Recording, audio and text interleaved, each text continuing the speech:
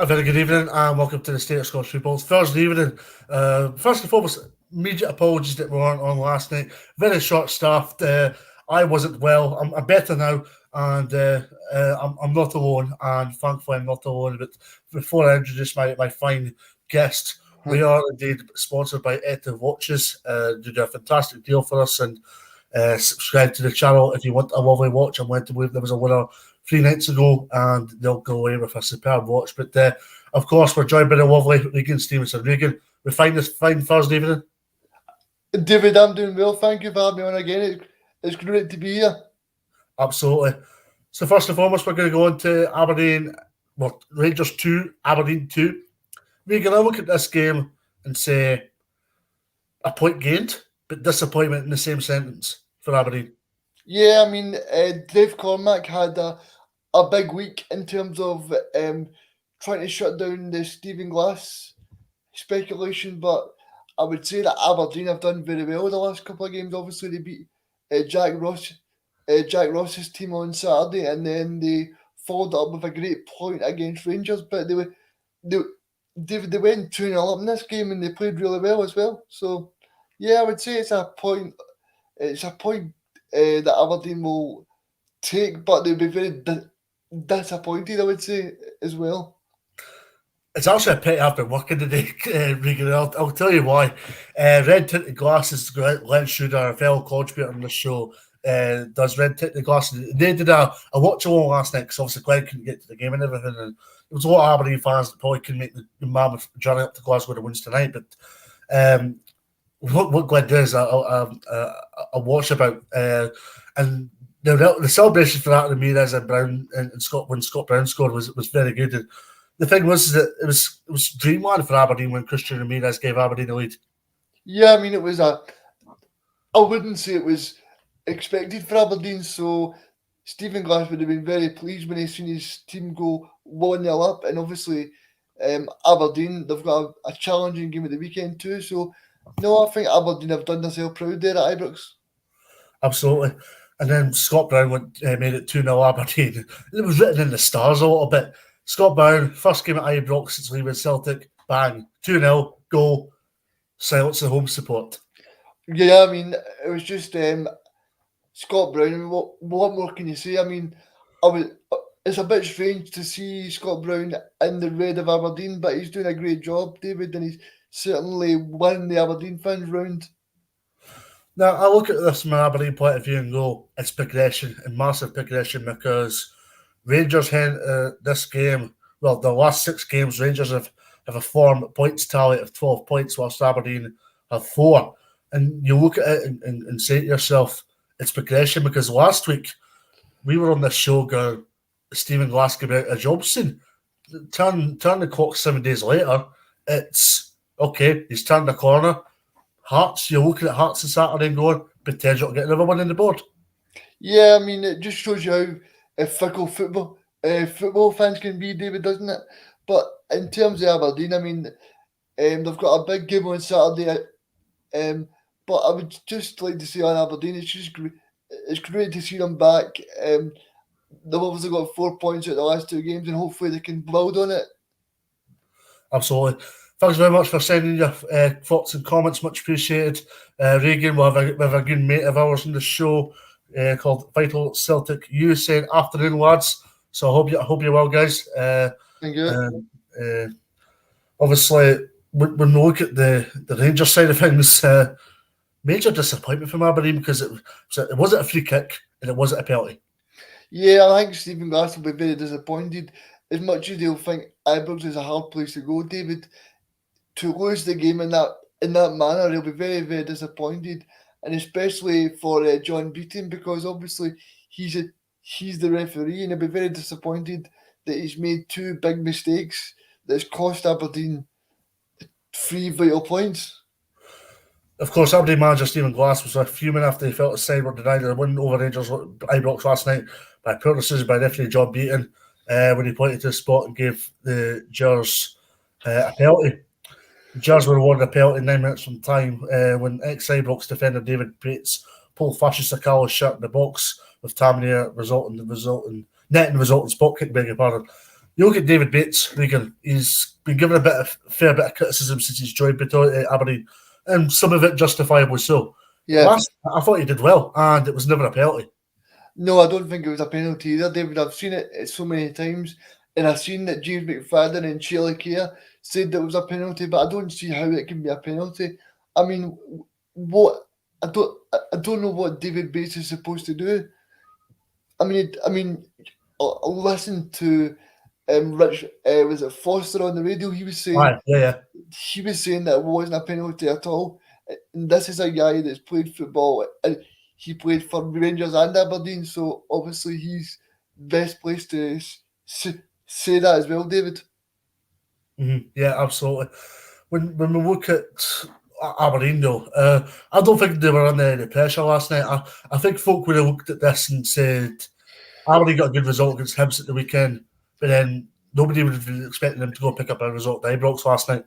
No, especially because Rangers have scored 13 times in the last 4 games that they've played against Rangers. So I don't think Ibrox has been very good to Aberdeen the last couple of times. But in terms of that scoreline for Aberdeen, I think Stephen Glass will be very pleased that he's got out of Ibrox at 2-2. Yeah, absolutely. But also alongside this, I thought Scott Brown was tremendous last night. I mean, he's got a fair bit of criticism by myself. Don't get me wrong. I'm a big Scott Brown fan, but I've called out his performances of late. But I thought he was tremendous last night. Scott Brown is a fantastic person. I've met Scott Brown on occasion, but he's also a brilliant player for Aberdeen to be able to step up in the big stadiums and the big matches that Aberdeen will play. So I think that'll help Aberdeen as well. That he's got that big mentality they had from the trophies at Celtic as well, David. Yeah, absolutely. Now, plenty of comments coming in on Twitter that I'm looking at, and not courtesy of us, of course. I'm looking at other things, and a comment came in from Kenny Anderson saying he's a Dundee United fan, of course. He said, looking at the refereeing in the Rangers v Aberdeen game last night, and in particular that penalty award at the Rangers, I'm left with the feeling there's a lot wrong in Scottish football. I would agree with that, Regan, right? And it's a constructive criticism towards Scottish football when I'm saying this here. There's a lot going right about Scottish football at the minute, but also there's another side to this where we kill our game, or we kill the love joy of our game pretty quickly. Yeah, I mean, I know people have spoken about VAR, but then people say to me, well, VAR's only there to clear and obvious. So even if the referee made a big mistake, he can still award the penalty because it's not clear and obvious that he's made the mistake. That's one of the things that I've got a bit dubious about VAR. But after the penalty last night, I would definitely want it to be put into Scottish football, David. But yeah, I mean, you just need to look at the standard of refereeing. But I don't know what would solve it with bringing the guys in from Monday to Friday. Solve it, David. Yeah, absolutely. Plenty of comments coming in here. Kiaran 88 say, "Hail, folks, good old Brunei." And Kent's Pat here saying, "Well done, Aberdeen." One thing, I know this is a fan media show or new media show, whatever you like to call it, but I thought that was a disgusting headline from the Sun today. When I don't know if you've seen it, Rieger, but when I seen it, I thought, Jesus Christ, you're talking about a man that's just passed away here. You're talking about a man that's gave and done a lot for Scottish football. No, I didn't see the headline, David. Okay, can I elaborate? Or yeah, if you don't mind. I'll try and get it up for you. Wait a minute, I'll need to go before I'll go back to in a short while. But one thing about last night I thought was John Beaton's performance, and I thought was you'd have looked at this and went and says good performance, but after that penalty and that free kick decision, I thought it was a poor performance, and it probably just goes to show where we're at in terms of Scottish football and referees nowadays. Yeah, I mean, David, obviously it's a very tough job, but I think for John Beaton as well, I think if you look at the way that he's performed in the last couple of performances, I don't think he's been great. I just want to ask you, David, do you know if there's like a marking scheme where the referees will be marked on games? Because surely if the the SFA see the performance of John Beaton from the game last night, surely they should say, right, well, John Beaton, maybe you'll take a few weeks off or maybe go down to the Championship as well. You didn't. I'll be honest with you, Regan, by saying the game has changed, and one thing that would happen back in the day, I don't think it happens as much now because of mental health and modern ways of doing things, but I remember I've done the referee course, but I failed it, so that just goes to show how clueless I am in terms of officiating. But in terms of whenever I've been in change rooms when I've played, and I played at a good level before I retired to focus on my media career, and you would hear referees getting talked to by referee and observers, and referee observers are expected to be every Premiership game, Regan, and they're expected to go into change room. Not as much now; they can't go into change rooms nowadays because of COVID and red zones and blah blah blah. But they're expected to go into have chats with referees and explain their performances, explain what they've done right, explain what they've done wrong, right? A lot of these referees are looking at the social media scrutiny and going, okay, it's only social media scrutiny. Yeah, there's a mental health side to this, but I also argue about this by saying, right, if they've had a shocker performance on the Saturday, right, we've got 6 days to prepare for it, unless you've got a game in midweek, of course. You've got 6 days or 7 days to prepare for the next game, and there's very little using that and mentality. It's horribly wrong with referees nowadays. They think they can just turn up on a Saturday, get their wage, and then back off. Or in John Beaton's case, going to the tavern or whatever pub it is in Glasgow. Back on your point regarding the Sun headline. I don't know if you can maybe see it here. Oh no, it's a bad light. It's all what a night, right? So basically, they've got a photo of Tavernier's penalty, and it's called "Oh What a Night," right? So Walt, obviously Walter Smith. And I looked at this league and I just thought it was a shocking headline. Yeah, I mean, I don't like it myself because I, I know that journalists are doing their best and they're trying, but I don't think it was the right way to go about it, I would say, David. Yeah, absolutely. And I mean, that probably, I mean, a lot of the tabloids, a lot of the broadsheets will focus on a very good point for Aberdeen, but also 2 points dropped from Rangers. But they'll also look at this on the other side by going, it's headlines such as this is ruining the reputation of Scottish football, as far as I'm concerned. Yeah, I mean, David, you work in the journalism game um, on a Saturday and you go to the football as well. But I mean, it just doesn't sit well with me, David. Yeah. Upon conclusion, no, a very good point for Aberdeen and full focus on the Hearts on Saturday. Yeah, David, it was a great point for Aberdeen, and I think they'll take great heart and great confidence from it as well. So yeah, I think they'll be positive going into the big game on Saturday. Absolutely. Now, a very good point for Aberdeen, and we're already 30 minutes in. That just goes to show how debatable a game that was last night. But let's go on to Hibs Celtic, and a very good win for Celtic first and foremost, Regan.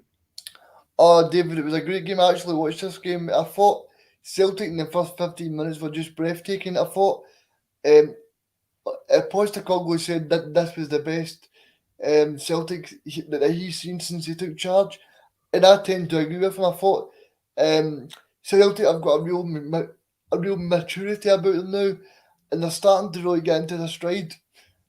And I think it's great to see that the Celtic fans are backing them in numbers, but also Joe Hart, he made a great few saves as well, David.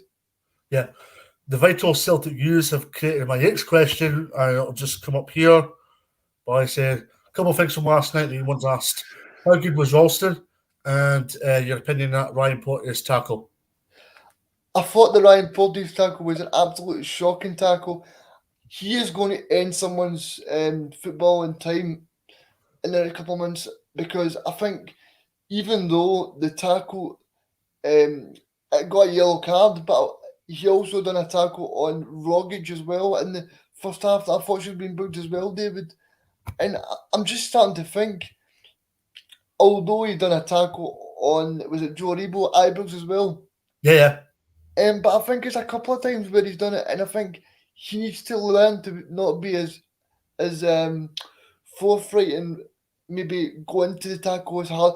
as hard as he does, because that's going to stop a big club maybe trying to get him from Hibs. Yeah, absolutely. And Ralston, sorry, Anthony Ralston, how do you think he got on? Oh, David, I think he's been so good. I mean, I was the one that said he was maybe a player for St Johnstone or Dundee United, but from the start of the season, he's been great. He's been absolutely brilliant, and obviously Celtic have brought a Croatian right back in, and he's not been able to get a sniff. Obviously, he's getting a sniff right now because Greg Taylor's injured, but I think Tony Ralston's been absolutely brilliant, and obviously I like the way he's been able to become a really big player for Celtic as well, because people really wrote him off. Remember when he played against PSG for Neymar and all sorts of Yeah, stuff. But I think now he's turned into this a big player for Celtic, and it's really good to see from Tony. he touched on St Johnstone there. He couldn't even get a game for St Johnstone, Regan. Yeah, I think it just shows you how football players can develop and do well, and I think that's the case with Tony. And I wouldn't be surprised if he maybe gets a Scotland call up soon. Yeah, absolutely. Now we'll get on to the game in a minute, but plenty of comments coming in here about Joe Hart. Vital Celtic you saying Joe Hart is immense. His experience is going to be vital this season. We'll get into another one before I ask you the question by saying Joe Hart is a class act. What a signing! And Yeah, fair play to Scott Howe because he's changed his profile pic. You're looking a lot younger there, Scott. So I hope you're well, sir. But Joe Hart, another good performance from the big man last night. yeah, I think he's really grown into the Celtic shirt. Yeah, I think he's doing well, because I don't think at Barkas he really couldn't do much last year. I think that was a problem for Celtic, because I think that obviously Barkas was a Greek international and he's really done well. But I think in terms of Joe Hart, he brings that mentality and the assurance that the Celtic back four need as well, David. Because I thought Starfelt didn't play his best last night, but I think Joe Hart just brings that um, the the the the calmness and assurance that Starfelt needs as well. Yep. Now, Celtic when Celtic are in full forward and they take some stopping, with Tom Rogic running the show before his injury, Mickey Johnston lively in his first start since January. We'll go to Mickey Johnston first start since January, and he didn't look out of place. He did very well. No, he's been very good, David. I mean, I've been really impressed by him. He's one of the players that I really enjoy watching. I mean, I think when he played under Neil Lennon, he didn't really get a sniff because he's been injured, and then obviously there's the famous comments of Neil Lennon swearing at him, and but he's really grown in, and I think he's going to be an integral part under Ange Postecoglou. Yeah. And Rogic was running the show before his injury, and he did well again last night. Yeah, and I think that's a case of Ange Postecoglou, because obviously he knows Ange and he knows the way he wants to play, and obviously I think he's really starting to grow and mature under Ange as well. David, I just want to say to you something. Do you think it's really key that Celtic didn't sell him to I think it was Dubai or last year? Because remember, Tom Rogic was set to leave Celtic. Yeah, I think that possibility was arising due to the fact that Rogic just wasn't playing his best football. He was basically in a way sabbatical in terms of the quality that he has, but he's under Postecoglou. He's a different animal. He's a different player, and he's came up trumps since Postecoglou's arrived at a club, and he's now a very pivotal player on that Celtic side. Do you think it's Postecoglou that's brought it over him, or do you think I think it is. I think it is. Yeah, because I'm thinking that myself, David. I think he can really be an integral player for the Celtic squad for the rest of the season. Yeah. Plenty of comments coming in, guys. So thank you very much for that. And we're going to get on to the next one here soon. Does Forrest get back in the side, Regan, when fit? I don't know because of Jota, because he's been playing really well, David. I've been really impressed by him. But in terms of Celtic, I think it's really good to have those players to call on. I mean, you just look at James Forrest. He's been a player that he's won a quadruple treble with Celtic, so it's a great option to have, and you can never have too many options. Yeah, and Daniel actually agrees with you, Regan, saying He was supposed to go to Qatar for $3 million. We dodged the bullet on Rodgers, and I think you've seen it under Brendan Rodgers as well, Regan.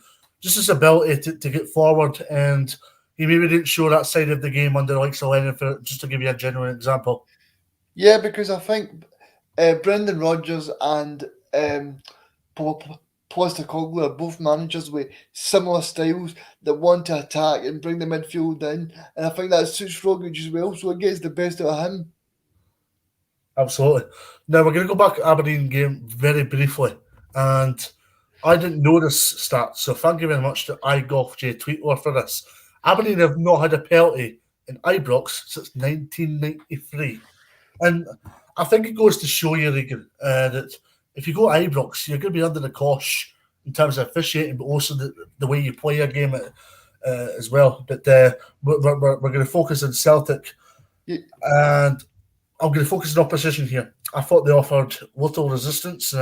One side of the first half, and again left through an inability to repel deliveries into the penalty box. And we touched upon it off air. They had that free kick for the goal. It was 4 or 5 players not picking up players, and Celtic had the freedom of Easter Road to just go and tuck that ball away into the net.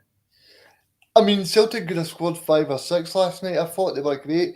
But in terms of Hibs, I thought Jack Ross's side have been very disappointing. I don't know if it's been the case because they've been missing a few players. But in terms of Hibs, I mean, they've been a very good watch. But I just wonder, it's going to be very interesting because obviously in the next few weeks you've got the big semi-final.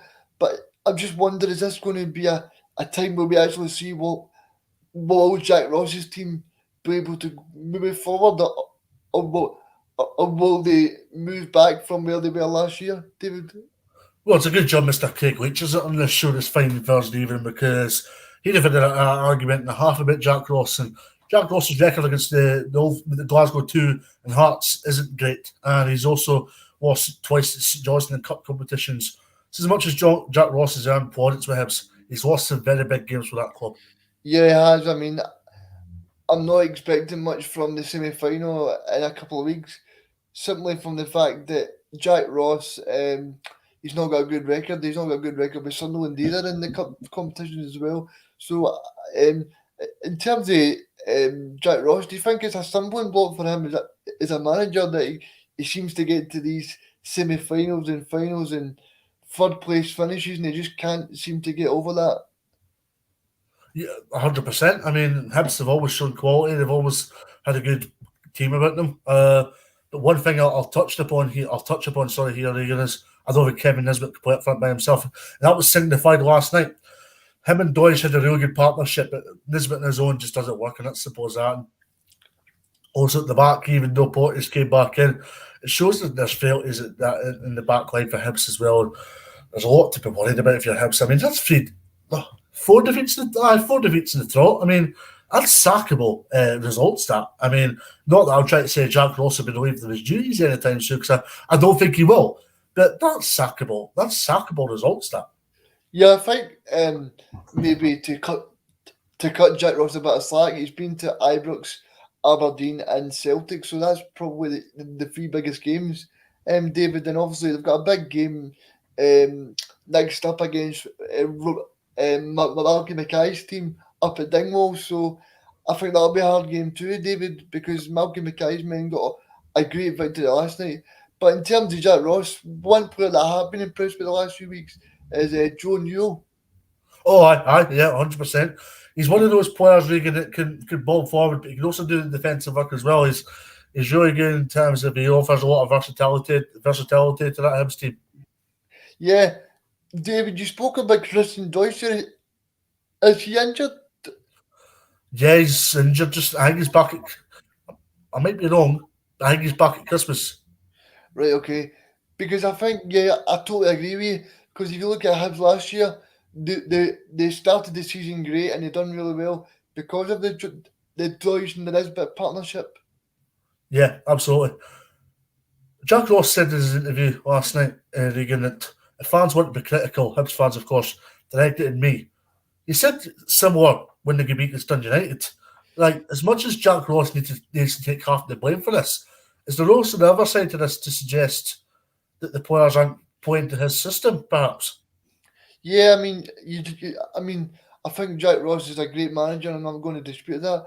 But I think, in terms of the players as well, they need to take some slack as well, because I hate this in football that the manager takes all the flack. I mean, the players need to take some responsibility as well, David. It's funny how Hibs will go to Ross County on Saturday now, and it's a massive game for Hibs. Yeah, it is a massive game for Hibs, and I think Ross County will be very tough opponents because Ross County have done really well, and I watched Ross County against Motherwell a few weeks ago, and I thought they were very, very impressive. And obviously, they've had a few games, David. Obviously, the game on Saturday when they played at home, they went.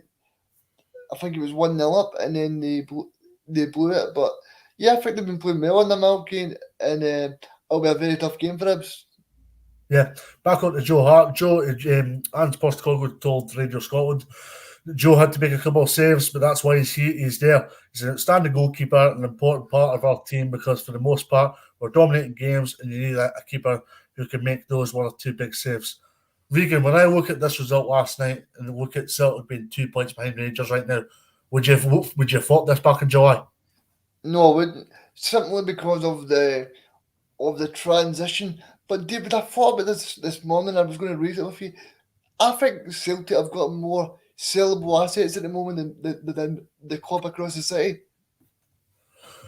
100%. And I mean, Morelos, if he keeps his bad discipline, not that he's got a bad discipline now, but if he one ounce of bad discipline from Morelos, and that's his value down yet again. I mean, Morelos has got a lot of potential, but he lets himself down with his discipline, and also Kent's had an injury, so he's not exactly firing on all cylinders just now. Ryan Jack's just coming back. Excuse me, Goldson about a contract in the season. There's a lot to be worried about if you're Rangers for the long term, as far as I'm concerned. See Connor Goldson, right? I've got a question for you as well. Where realistically is he going to go?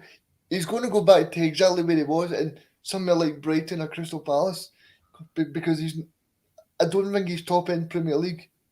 He'll go to a mid-table Premier League side, so he'll go to Crystal Palace, Brighton, Wolves, maybe. Yeah, David. See if you're James Tavernier and Patterson, I think Patterson would be very disappointed, especially that Rangers drew last night, and obviously Tavernier didn't play too well either. Sorry, Regan, I was busy checking the comments there, so apologies for that. Was that about Tavernier? Yeah. Yeah, I was just saying if you're Nathan Patterson, you'd be very disappointed that James Tavernier didn't play too well last night, and obviously Parsons not getting a sniff in the Rangers team. But this is where Gerrard has to go and manage it now, Regan. I mean, if he underlines and understands that Tavernier had a poor game last night, it would only be the right thing, even though Tavernier is the captain of the football club, for Gerrard to be bringing Patterson in. If he doesn't do that, Patterson should be knocking at the gaffer's door and saying, Stephen, Tavernier's had one poor game at Aberdeen. Why am I not in the starting 11? Or why am I not within your plans or within your immediate plans? And if agents play a massive part of football nowadays, Regan, and if this doesn't get sorted out, I can see there being permutations such as moving away from Glasgow Rangers, and of course going across to England. But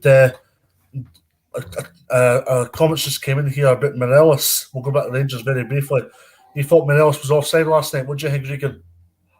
I'm not really sure about that one, David, but I don't think it was a free kick in the first place, like you said earlier. Yeah, absolutely. One thing I want to touch upon here, it's a comment coming in from Stephen Bon Beaver.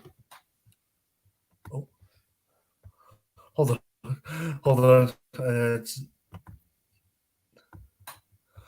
I'm trying to get. I'm trying to get the comments looked up here. Anyway, I'll show you what it is. A club like Celtic should have class youngsters pushing the first team.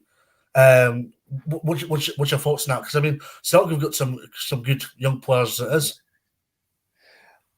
David, I've said this for a long time. I don't know why Dembele is not getting a game. I see that he is injured at the moment, but if you look at someone like Connell at Queen's Park, I know that Colin spoke about Connell and he thought he would get in the squad this season, but he's now went out to Queen's Park again and he's scoring all the time.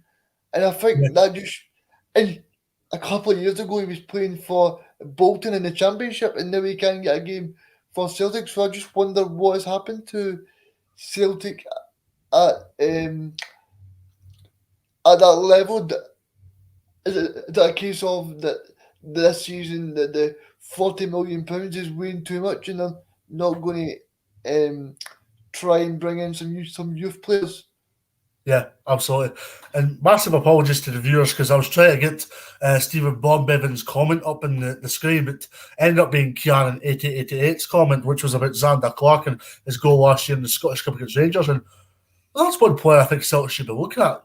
Xander Clark will look at this in his development and his age and go, I don't want to be sitting on the bench behind Joe Hart. But also, it would be a fantastic acquisition all the same from Celtic if they were bringing Xander Clark. Definitely, David, because I don't think Barkas, with the greatest ball in the world, I don't think Barkas has got a long-term future at Celtic. I don't know about you. Yeah, and a lot of the comments coming in tonight are about the backup goalkeeper. Do you think, if you mentioned about Barkas there, Celtic probably need a backup goalkeeper right now to bring in January? Yeah, and someone that I would look at is a Celtic fan and a Celtic player that was there before, and that'd be David Marshall. I know he's not getting a game for is it Cardiff or Derby. People can let me know in the comments what they think of David Marshall, but I think he'd be a good option. Yeah, absolutely. Thanks very much for all your comments. Much appreciated.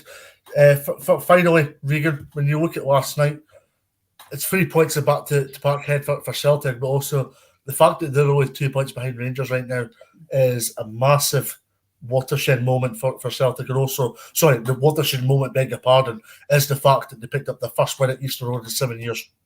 Definitely, David. I think Celtic will be smelling blood at the moment, because I think as much as Celtic are playing well, David, I don't think Rangers are playing great either. So I think that could be a big turning point for the season. I just want to ask you, David, what do you think has been the problem with Rangers this season? They look suspect at the back, first and foremost.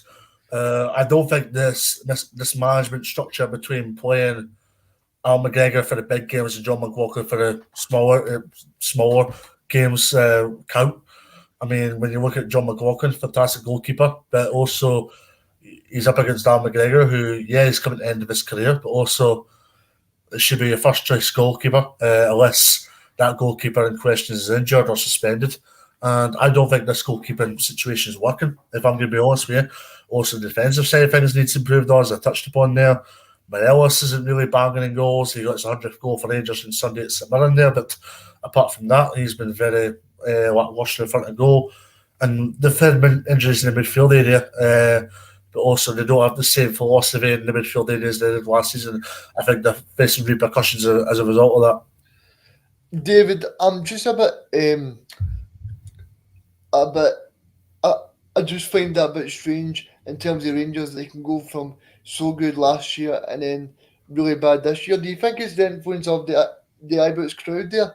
Because I'm seeing it last night, and obviously it was meant to be a kind of celebration for Walter Smith, but obviously it didn't turn out that way in terms of the scoreline, because obviously Rangers would have wanted to get the 3 points to try and do best for Walter. But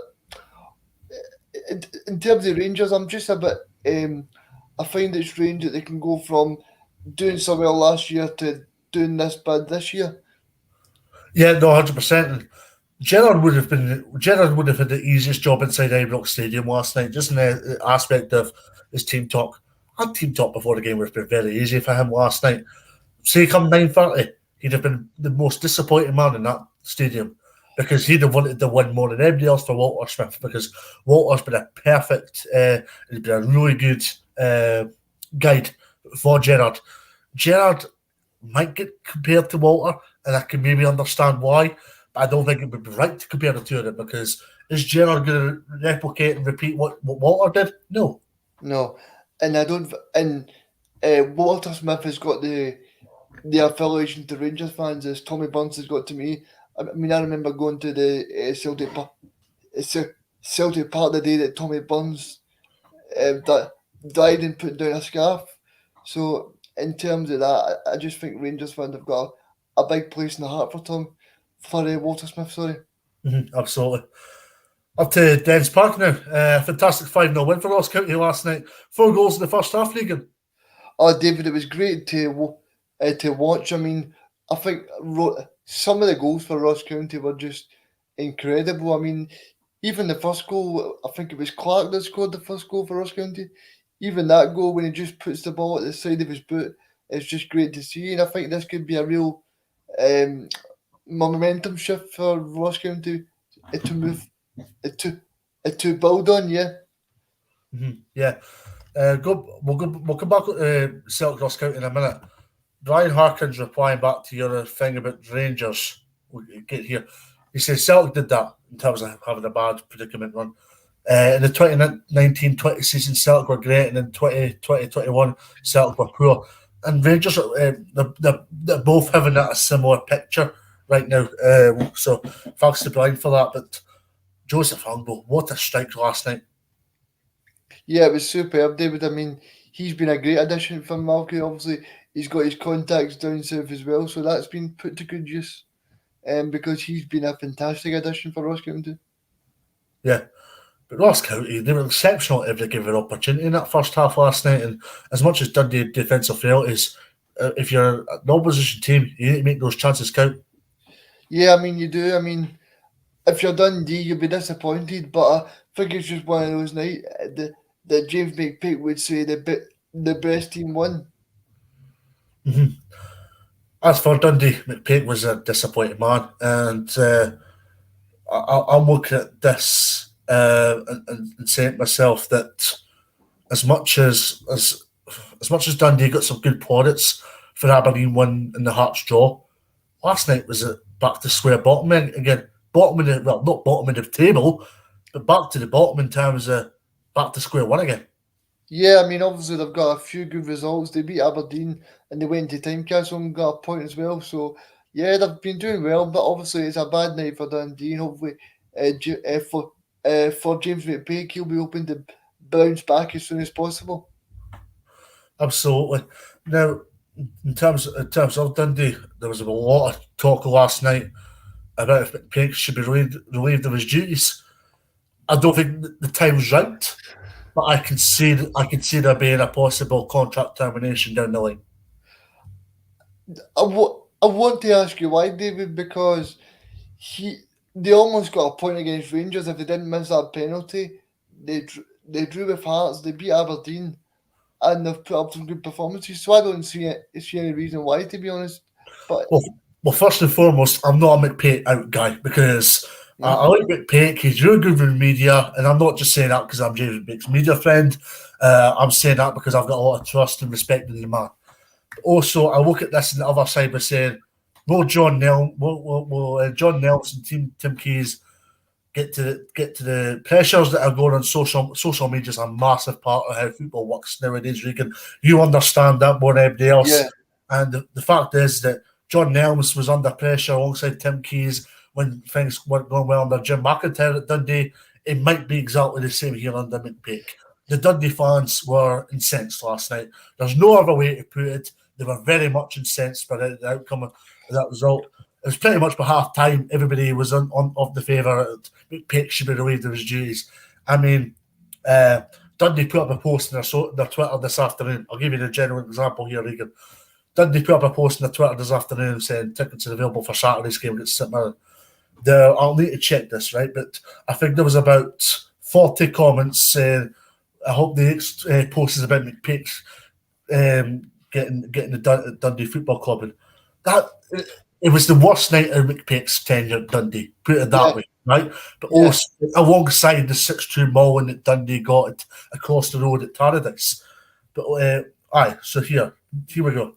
40 comments, and it's all, well, you won't be able to see my phone, but it's all comments such as no chance that anyone will be going. This is an announcement we're waiting. Use offering refunds. There's a lot of negativity around that club right now, and the Dundee Football Club, in all fairness, have came out in the Courier the day, the Dundee paper, of course, and said that McPake will not be getting sacked or relieved of his duties. But also, I look at this and going, is maybe them giving the confidence boost, or I forgot what the right word is. And that's bad of me, Regan. That's bad of me, but I forgot what the right word is. But I think it's a confidence booster for McPake, just to know that Tim and John have came out in the media and says that he's not getting let go. David, the thing for me is, right, I mean, obviously Dundee went to Tynecastle and got a point. They beat Aberdeen. I mean, just look at the club from Tynecastle. They're going into Saturday's game. They were top of the league, and Dundee managed to get a point. So it's okay, football fans saying, "Oh, that was a terrible score last night," but they also went to a team that were top of the league and got a point, and they also beat Aberdeen 2-1. So it's a case of, I think it was a bad score, but But this is how football works. This is how football works, Regan. Right? This is how football works. Right? The Aberdeen until last Saturday, and it was glass out, glass out, glass out. See, last night, I've never seen a glass out message on social media. There you go. but Aberdeen went 10 games without a win.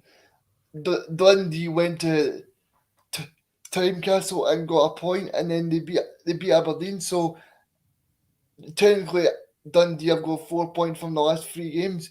And if you're a Dundee supporter, that surely that is a good return. Obviously, getting beat 5-0 from Ross County is not a good result. But look, if you look at Ross County have not won a game this season, but the fans have still stuck behind Stephen Glass. So I'm not trying to say that James McPake is the greatest manager from sliced bread. I'm just trying to give Yeah, totally. And like I've said earlier, Regan, I'm a big James McPake fan. I've always have been, I always will be. Right? But people look at this result last night and had a knee-jerk reaction to this goal and say to themselves, right, we're going to beat 5-0 off the team that's bottom of the league. Let's just start a protest saying we want McPake to leave his duties at Dead Spark. That's the way I look at it. David, I've got a good example for you, right? I mean, you just need to look at the Hearts fans wanted Robbie Nielsen out, right? And Robbie Nielsen, they were sitting top of the league. If Hearts would have won last night, they'd been top of the league. So it just shows you how last year the fans wanted them out, but now they're sitting second top of the league. This is where fans in Scottish football have a lack of understanding about what's required to manage in Scottish football, or indeed any level of football for that matter. Right? You could go in a predicament of a run, right? Such as what St Johnstone are on just now. Aberdeen were on. Other clubs will be on come time or have been in the past. But because it goes horribly wrong sometimes, we'll look at this and say to ourselves, right, we need to take action because things aren't going well, right? Dundee fans have looked at last night and went and says, let's give it pay out because we lost 5-0. I was getting messages from Dundee fans last night, Regan, saying, tell McPake when next time you see him that I'm not happy, right? There were swear words and messages that were raised, but I think I'm going to be very polite to us on live and show, of course. But Graham Caldwell, sorry, Regan, Graham Caldwell's came in here saying points. I'm trying to get this up. Points against Aberdeen and Hearts were well earned for Dundee. The thing about last night is that you've just lost 5-0 to a team that hadn't won a game all season. And that's the bottom line here. That's why people are overreacting. David, of course, but if you look at the other side of the spectrum, Ross County hadn't won a game for the first 9 games, but their fans were a bit more patient and they understood. I mean, I'm not trying to say that Jim McPake he is the best manager. what I'm trying to say is social media sometimes straight after victory is sometimes not the best place 100%, the best 100%, place yeah, to be. Yeah. 100%. Now, obviously, Dundee got to St Mirren on Saturday. We'll go and rectify things, but we've only got 15 minutes in the show left. It's been such a debatable evening on this show. On to St Johnstone now. Hearts maintain a beaten start, but can't grab a win. It's a good point for both sides, but I think Hearts have been more aggrieved not to pick up all 3 points here. Yeah, I think they will in terms of Rangers and Aberdeen and Dundee United both drawn as well. But in terms of that game, I thought St Johnstone done well as well, David. So no, I think in terms of that, both teams will be pretty satisfied with a point. Obviously, that's Hearts now still the only unbeaten side in the Scottish Premiership as well. So no, it's just good to see them doing well, and hopefully they can stay right up there to the very end of the season. Now, Carl Patterson's a calm and collective influence in the St Johnstone dugout, but I don't think he was too happy with the decisions that went his way last night. No, especially when I think it was the Hearts goal that it was agreed with. So yeah, I can definitely see that was a handball for the Hearts goal, David. So I can see why he was not too happy. I look at this from a St Johnstone perspective and go a good point because they get beat by Livingston, they get beat by Celtic, so it's back on track in a way. In terms of St Johnstone, I seen them on Saturday at Celtic Park, and I have to say I wasn't too impressed. But I think if you look at Callum Davidson, he's lost some of his big players for St Johnstone. So in terms of them, they'll be just looking to bounce straight back. And obviously, you're going to see them on Saturday. So I'll be looking forward to seeing your match report and see how they were. That's the thing. I don't think they've been playing well for a while. I think I've seen their best performance of this season when they beat Dundee 3-1. But in terms of St Johnstone, they'll play well, but then they'll have sometimes they'll not play well, is what I'm trying to say, but they'll still pick up the point or 3 points. Yeah, and I think that's great from the mentality of Callum Davison that he's installed in them, and obviously doing really well. One thing that I will say on Davidson is that obviously he's involved with St Johnstone for the first year, but obviously it's going to be very difficult for him to get a top 6 finish and obviously 2 trophies, so that'll be very difficult to follow the great year from last season for St Johnstone. See, when I look at this with Carl Davidson, he signed a contract fairly recently. I look at this as if a bigger club comes in or an English club comes in, I look at this as a payday for St Johnstone if he goes. I totally agree with you, David. I think he would also be a good option for Aberdeen further down the line as well. But yeah, I think he's definitely he'll be one that will definitely be on the radar because you don't see many teams taking 2 cups from Celtic or Rangers. So I think he'll definitely be on the radar from teams down south, especially that he was involved in the Championship with Stoke and Millwall not too recently as well. So yeah, I think he'll definitely be an option. Absolutely. Now, our brilliant debate has caused a reaction to this, and a very good reaction, I must say.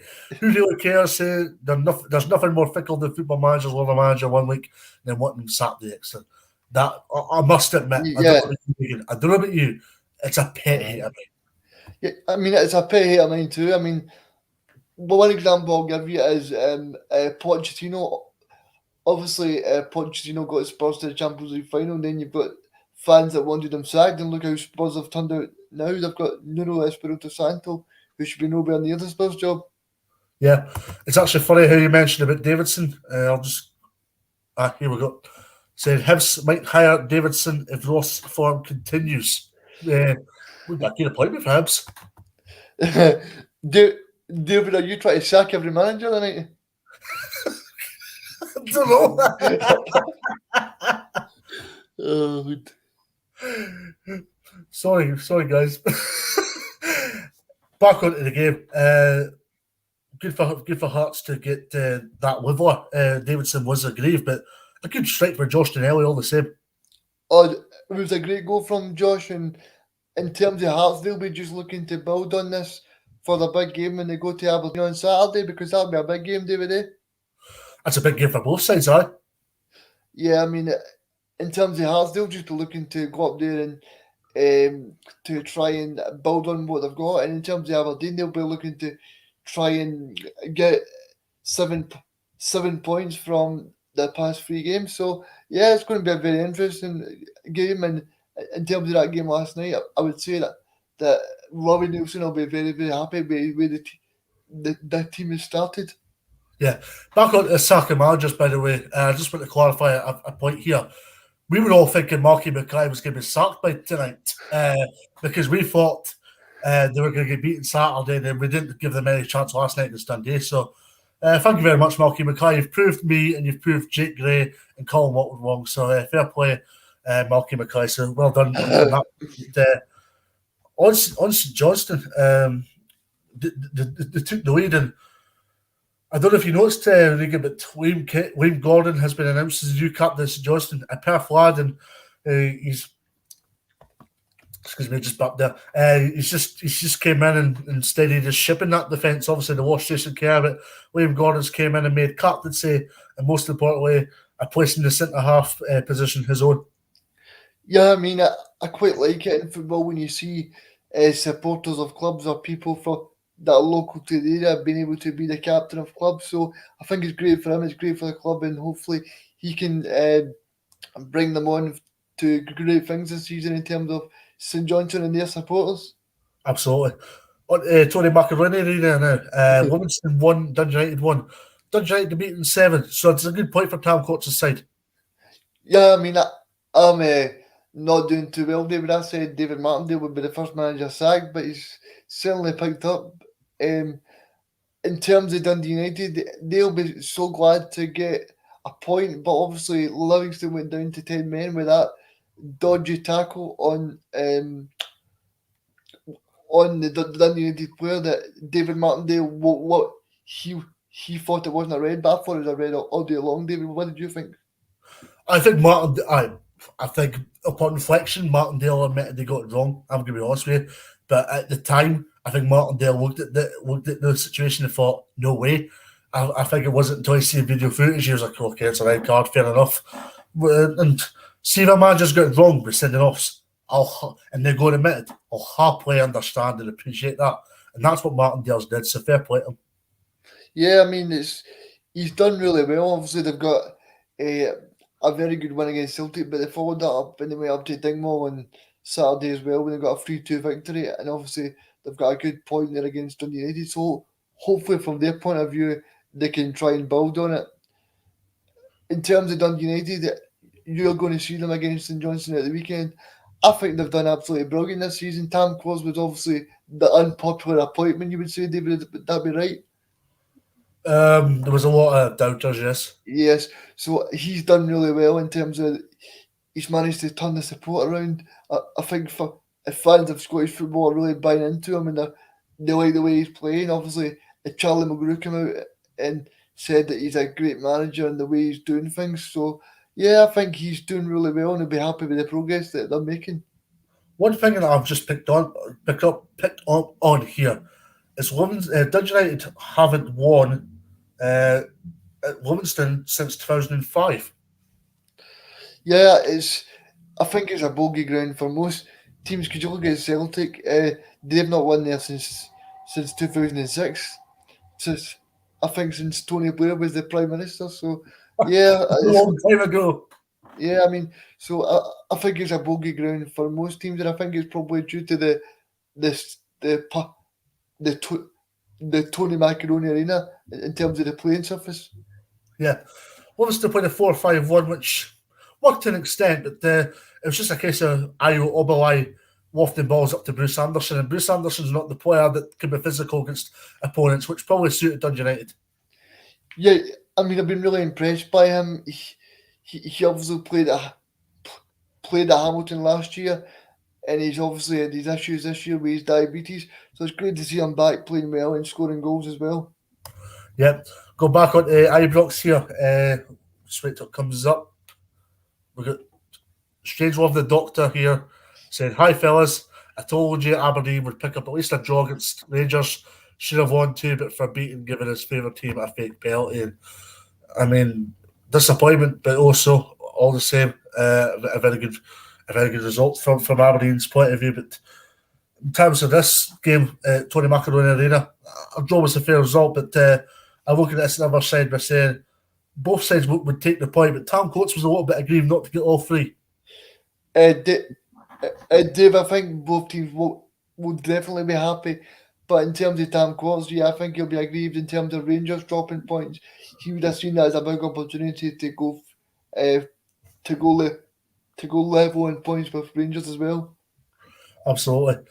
In terms of the weekend, I mean, if Livingston have turned a corner and Dundee United are beaten in 7. So this was a game for the form book, so to speak. Yeah, I mean, it's in terms of this game last night. I mean, Dundee United are playing really well, and obviously Livingston have picked up in the last few weeks, so we expected it to be a very good game. Absolutely. Finally, we'll go to Fir Park where it finished Desmond. Motherwell 2-0 up, but maybe disappointment that they didn't hold on for all 3 points. Yeah, obviously Motherwell are aggrieved with Mr. Bobby Badden's penalty decision. Would you say, David? But yeah, I think obviously Tony Watt, he's having a great season, and obviously as you know, David, Dykes and Jay Adams will not be in the squad because Jay Adams is suspended or Dykes is suspended. So I think that should free up a spot for Tony Watt. What do you make of that, David? I seen it myself at Tardis last weekend. I thought he was brilliant. He was tossing Dundee defenders, won the penalty because Benji Siegrist challenged him, swatted the penalty very well. And I asked him after that game, actually. I asked him, are you playing your best football under Graham Alexander? He totally agreed. Graham Alexander's got a good system. He's got Watt involved, Van Veen involved. And as much as Motherwell will be aggrieved not to get all 3 points, it's a good point for him considering they could beat the worst of the last 3, obviously. Yeah, I mean, Motherwell have started the season well, but I would say that results have been better than the performances. I watched them against Ross County, and I also watched them in a couple of other games. I think it'll be interesting to watch them on Sunday against Rangers because that'll be the big test because Rangers are the champions and they're coming to Motherwell. So yeah, I'll be very interested to watch them. In terms of Graham Alexander, I've seen Neville said that sacking Graham Alexander after 6 months was a big mistake for him at Silver City. Yeah. So I think in terms of Graham Alexander, I think he's really a very good manager, and it's good to see Scottish managers doing very well, David. Yeah, there's a lot of talk about referees coming in the comment section here, Regan, and that's one thing I've had an opinion about, and there might be a wee agenda if it was the other way around, but I think the referees have to go and admit to the Scottish FA whenever they take courses or whenever they're doing assessments which club they support. Because if you've got 10 Category 1 officials that can referee the Premiership and 7 of them are Rangers supporters, then it does create a worry that you are trying to get officials in. But also, there's another side to this to suggest we need an equality factor here as well. But I don't think they can, David, because if you look at Exactly. them, if you look at the majority of the Scottish football supporters across Scotland, I'm not saying that they probably will, but they probably will support either Celtic or Rangers. So then you're opening a can of worms there. And the thing is that had St Mirren not got that penalty last night, which was a soft penalty to say the least, Motherwell, I think, would have held on for all 3 points. Yeah, I mean, in terms of that, we've spoke about referees all night, and I think it's a big issue that we need to speak about. I don't know what the solution is. Is it full time VAR? I don't know. I think it's just maybe we need to say to them, you need to be 100% sure when you make a decision that you're making the right decision. Absolutely. But I mean, from St Mirren, we can't undermine St Mirren. That's a good point for St Mirren in the end. Yeah, I mean, I thought they done really well on Sunday against Rangers. They obviously scored that beautiful goal from Conor Ronan, and then they followed it up last night with a 2-2 draw. So I think Jim Goodwin will be very, very happy, and he'll be very, very confident going into that game against Dundee on Saturday afternoon, David. And just to clarify, I've been told in the comment section that Nick Walsh is the referee, so that's very sufficient information for you, Regan. Nick Walsh is the referee for who, sorry? Motherwell against Rangers on Sunday. Oh, Nick Walsh was the referee for Celtic against St Johnstone, so I think it'll be interesting to see how he does, because I didn't think he done too well. Obviously, there was the incident with Vickers and was it Kane? David. Yeah. Thanks, Graham, because I actually didn't do my homework in this game at Fair Park, so thanks very much for clarifying. But he's coming in here saying Liam Kelly made 2 brilliant saves at the end to deny us all 3 points, and it shows the tail of where the game was at. Motherwell started better, but then St Mirren came into the game, Regan. Yeah, I mean, I think Jim Goodwin's a very, very good manager, and he's got some very, very good players at St Mirren. I spoke about Jimmy McGrath. I don't know how he is. He got a bad injury on Sunday, but I think St Mirren are going a very, very good way, David. So, no, I've been impressed by Jim Goodwin and St Mirren so far this season. Absolutely. Now, we've done very well, Regan, considering we spent a good 35 minutes in the Glasgow 2, but we're 1 hour, 1 minute, 33 seconds in, and that's time up. Thank you very much to all the viewers for tuning in. Now, I hope, just for clarity, we've not sacked the manager in the last hour. We've probably tried our best to, but we very much haven't sacked a manager, as far as I'm led to believe. So, but thank you very much. We're back tomorrow night to preview Saturday's action from myself and Mr. Regan Stevenson. Thank you very much, and we'll see you later on. See you later, guys.